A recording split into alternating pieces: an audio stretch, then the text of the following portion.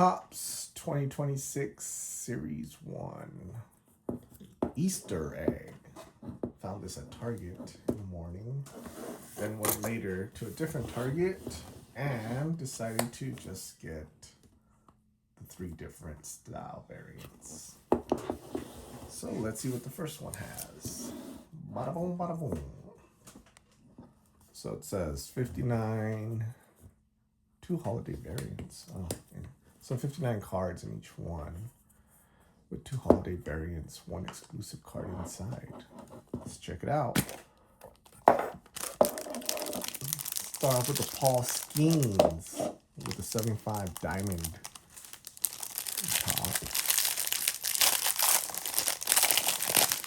Paul Skeens. India. So they got the 75. All of them have it. Jackson Holiday. Nick Hertz.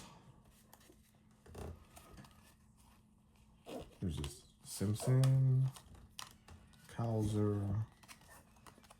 Teo.